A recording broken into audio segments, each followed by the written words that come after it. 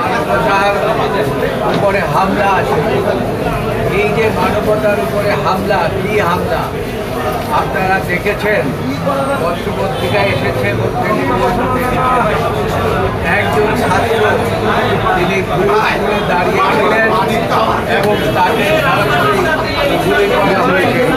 তার নাম হচ্ছে আবু সাইদ। আবু সাইদকে গুলি করেই তারা শান্ত হয়নি। বাংলাদেশে ছাত্র সমাজকে এই সরকার পাখির মতো গুলি করে হত্যা করেছে। তার এই প্রতিবাদে ভালো কষ্ট করে থাকতে হচ্ছে না। আমাদের এই আন্দোলন এমন একটি আন্দোলনকে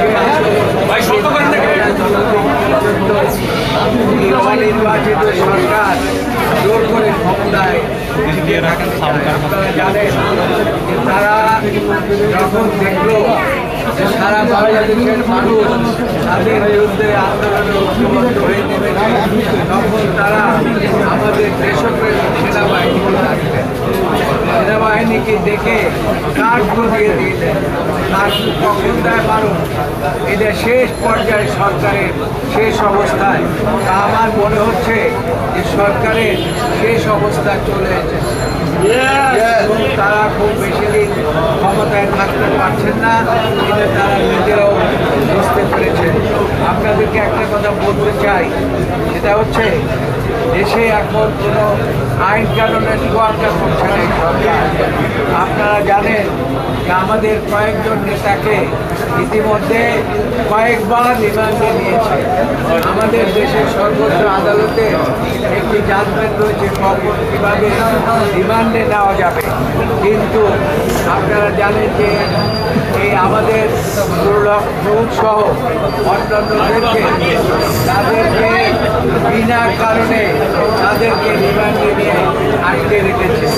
আবার আজকে একটি মামলা চলতেছে, আজ দেখেছিলাম, সেই মামলাটি ঠিকমতো পরিচালনাও করতে দিচ্ছে না এই সরকারের বাহিনী।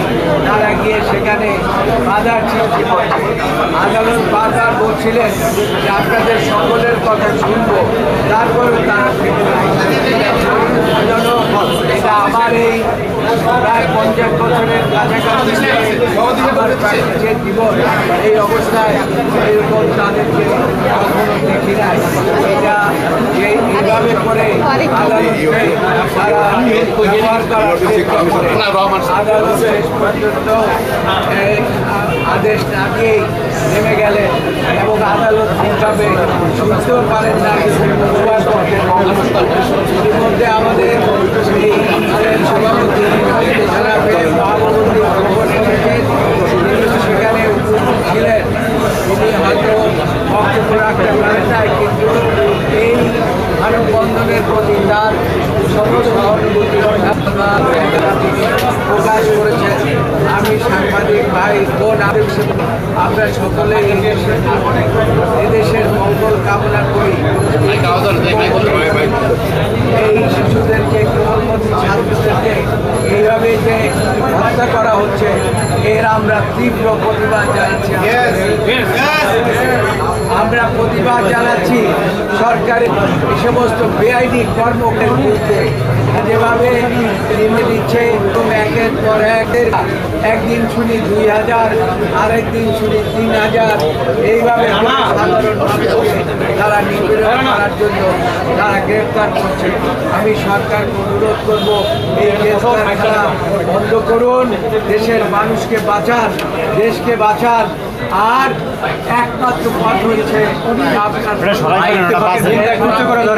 নির্বাচনের মাধ্যমে ক্ষমতা আসেন নাই, কাজেই একটি সুষ্ঠু নির্দলীয় নিরপেক্ষ সরকারের অধীনে আপনি নির্বাচন আহ্বান করে নির্বাচন দিয়ে আপনি দয়া করে চলে যান, তাহলে পরে এদেশের মানুষের শান্তি ফিরে আসবে।